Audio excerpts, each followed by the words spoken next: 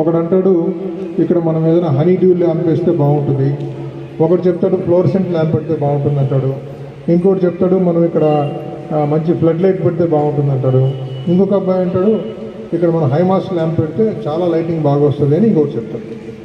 అంటే వాళ్ళు ఏం ఆలోచిస్తున్నారు, ఆ ఏజ్లో కన్స్ట్రక్టివ్ వే ఆఫ్ థింకింగ్లో ఉన్నారు అంత చిన్న ఏజ్లో.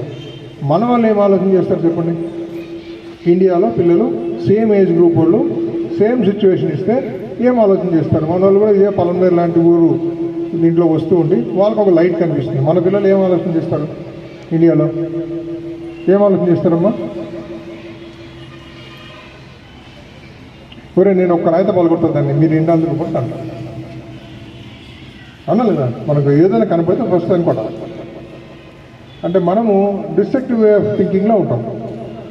మనకి కన్స్ట్రక్టివ్ వే ఆఫ్ థింకింగ్ రాదు, మొదటి నుంచి కూడా అలవాటు లేదు. సో చిన్న ఏజ్ నుంచి కూడా మనము ప్రతిదాన్ని క్వశ్చన్ చేయండి. మీకు అర్థం కాకపోతే టీచర్ని పదిసార్లు అడగండి. మీ టీచర్ మీకు చెప్పడానికి ఆమె లాస్ట్కు విసుగు చెందాల, మా ఈమెతో మాట్లాడితే కష్టం మాకు అన్నటువంటి పరిస్థితి తీసుకురావాలా. ఏమైనా చెప్తాను ఏమనుకుంటున్నాను. ఎందుకంటే మీరు ఎంత ఇబ్బంది పెడితే మీ టీచర్లు అంటే ఊరికి అనవసరంగా అలరపెట్టడం కాదు, సబ్జెక్టు గురించి మీరు ఎంత బాగా క్వశ్చన్ చేస్తే వాళ్ళు మీకు ఇంకా అంత బాగా ట్రైనింగ్ ఇవ్వగలుగుతారు. మీరు ఏమీ క్వశ్చన్స్ చేయకుండా సైలెంట్గా ఉంటే వాళ్ళు కూడా సైలెంట్గా వెళ్ళిపోతారు. ఎందుకని? మీకు ఇంట్రెస్ట్ ఉంటే కదా వాళ్ళు ఇంట్రెస్ట్గా చెప్పేది.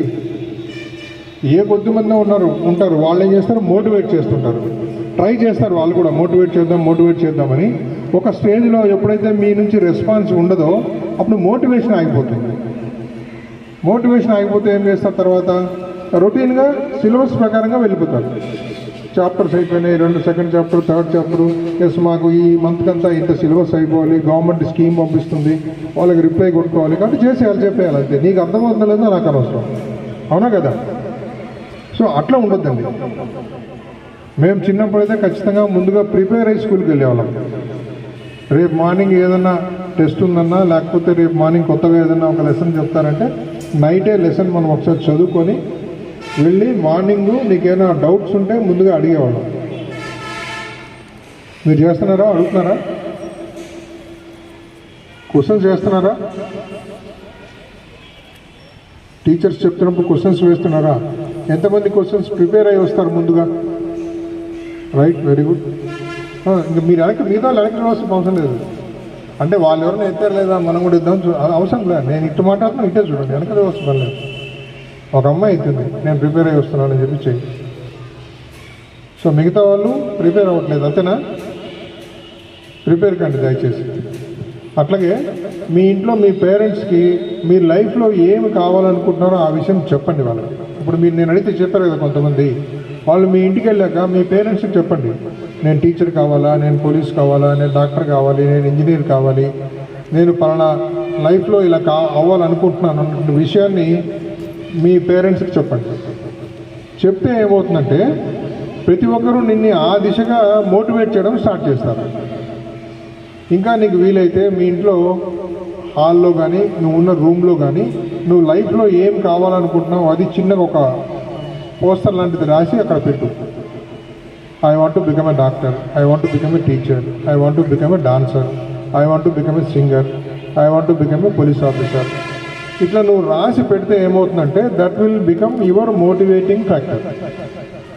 నువ్వు దాన్ని చూసినప్పుడంతా అది నిన్ను గుర్తు చేస్తావు, బాబు నువ్వు ఏదో రాసావు కదా ఇక్కడ, నువ్వేమన్నా ఆ దిశగా చదువుతున్నావా, నీవు అలాగేమన్నా అనుకుంటున్నావా, ఏమో నువ్వేం ఆడుతున్నావు అక్కడ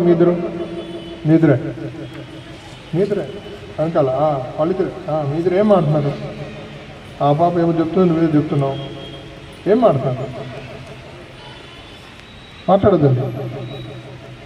ఓకే, మేము మాట్లాడుతూనే ఉంటాం కాబట్టి మాకేమవుతుందని తెలిసిన ఒక పోలీస్ ఆఫీసర్గా మాకు ఒక చాలా చెడ్డ అలవాటు ఉంటుంది. మేము చెప్పేది ఎవడు వినట్లేదో ఫస్ట్ వాడినే పట్టుకుంటాం, మాకు అది అలవాటు. కాబట్టి ఎవరు ఎక్కడ నిద్రపోయినా సైలెంట్గా పక్కన వెళ్తున్నా లేకపోతే మాట్లాడుకున్నా మీరు మాటలు పెట్టుకున్నా అన్నీ గమనిస్తూనే ఉంటాం. స్పెషల్లీ నాకైతే అది ఇంకా ఎక్కువ. Okay right. సో మీరు ఆ చిన్న బోర్డు ఒకటి రాసి మీ ఇంట్లో పెట్టండి. పెడితే ఏమవుతుందంటే అది మిమ్మల్ని గైడ్ చేస్తుంది. ప్రతిరోజు దాన్ని చూస్తే నువ్వు కాకపోయినా మీ అమ్మనో మీ నాన్న చూస్తారనుకో, పాప ఇవేమో నువ్వు ఏదో రాసావు, ఏం చేస్తావు అని అంటే, అవును నాన్న నేను టీచర్ కాదామని రాశాను. అట్లా నువ్వు టీచర్ అవుదాం అనుకుంటున్నావా? మరేంది నువ్వేం చదువుకోవట్లేదే, ఏ రోజు నువ్వు టీవీలో చూస్తావు, నువ్వు ఎప్పుడు టీచర్ అయ్యేది? నేను రాత్రి అంతా నువ్వు వాట్సాప్ చూస్తావు, నువ్వేం టీచర్ ఎప్పుడు అవుతావు అని ఎందుకంటారు? నువ్వు అక్కడ ఒకటి రాసి పెట్టావు కాబట్టి దాన్ని చూసి ప్రతివాడు నిన్ను ఏదో రకంగా నేను క్వశ్చన్ చేస్తారు. సో వాళ్ళకు తెలుస్తుంది మా పాప ఏం చేస్తున్నారు. ఓకే, మీరందరూ నాకు ఒక విషయం చెప్పండి, మీరు లైఫ్లో సెటిల్ అయిన తర్వాత పెళ్లి చేసుకోవాలనుకుంటారా, లేకపోతే వయసు వచ్చింది కాబట్టి పెళ్లి చేసుకోవాలనుకుంటారా? ఏది కరెక్ట్? సెటిల్ కావడం అంటే ఎట్లా? ఏదో లేదు సార్, మొగుడు సెటిల్ అయిపోతే నా సెటిల్ అయిపోయాడంటావా? సో కంపల్సరిగా ఎందుకు నీకు ఫైనాన్షియల్ ఫ్రీడమ్ ఉండాలా, ఆర్థిక స్వాతంత్రం స్త్రీలకు 100% ఉండాలమ్మా. ఎందుకంటే రేపొద్దున నువ్వు ప్రతి చిన్నదానికి ఎవరినో ఒకరిని అడుక్కోవాల్సి వస్తుంది. అవునా? నీకే నువ్వు జాబ్ చేయట్లేదు, నీకేమి సంపాదన లేదు, ప్రతి చిన్న విషయానికి నువ్వు తిండి దగ్గర నుంచి, వేసుకునే బట్టల దగ్గర నుంచి, నువ్వు ఉండే ఇంటి గురించి కానీ, నీకున్నటువంటి అలవాట్ల వల్ల కానీ ఏదో రకంగా కూడా కంపల్సరీగా నువ్వు ఇంకొకరి మీద ఆధారపడాల్సి వస్తుంది. అవునా? ఆ ఆధారపడే క్రమంలో ఏమవుతుంది, నువ్వు ఇంకొకరికి బానిస అవ్వాల్సి వస్తుంది. వాళ్ళ దృష్టిలో నువ్వు చులకనైపోతావు. ఇంత హీనమైనటువంటి ఒక పరిస్థితికి మనల్ని మనం తీసుకెళ్ళాలన్నా, లేకపోతే మనం దర్జాగా ఉండాలన్నా? ఏమ్మా, దర్జాగా ఉండాలి. ఉంటావా? ఈ అమ్మాయి నువ్వు నువ్వే రైట్ రా, రైట్ రా, రైట్. నువ్వు ఇంతకు ఏం కావాలనుకుంటున్నావు? Teacher sir, Telugu sir.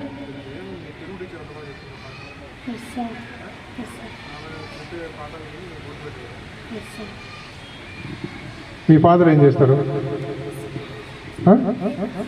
Driver. ఇసుక డ్రైవర్ సార్. ఇసుక డ్రైవర్ సార్. ఏం డ్రైవరు? అది క్లారిటీతో ఉండాలి. ఓకే, నువ్వేం చదువుతున్నావు? 9th క్లాసా 10th క్లాసా? 9th కదా. మరి ఇసుక డ్రైవర్ అంటే ఎట్లా? ఓకే, అన్న ట్రాక్టర్ డ్రైవరా, లారీ డ్రైవరా, బస్సు డ్రైవరా, ఏం డ్రైవరు, ఆటో డ్రైవరా? ధైర్యంగా చెప్పాలి. ఓకేనా? దీంట్లో సిగ్గుపడాల్సింది ఏం లేదు, గర్వంగా చెప్పాలి. కూర్చో. నీకు ఒక ఎగ్జాంపుల్ చెప్తాను. నేను ఒకసారి వేరే దేశానికి వెళ్ళాను. ఆ దేశంలో 1 సంవత్సరం రోజులు పనిచేశాను. అక్కడ ఇట్లనే ఒక స్కూల్లో వెళ్ళి మాట్లాడితే ఒక పాపని నేను పిలిచి అడిగాను, ఏమో వాట్స్ యువర్ ఫాదర్ అని అడిగాను. అడిగితే ఆ పాప ఏం చెప్పిందంటే, మా ఫాదర్ చెప్తారు డ్రైవర్.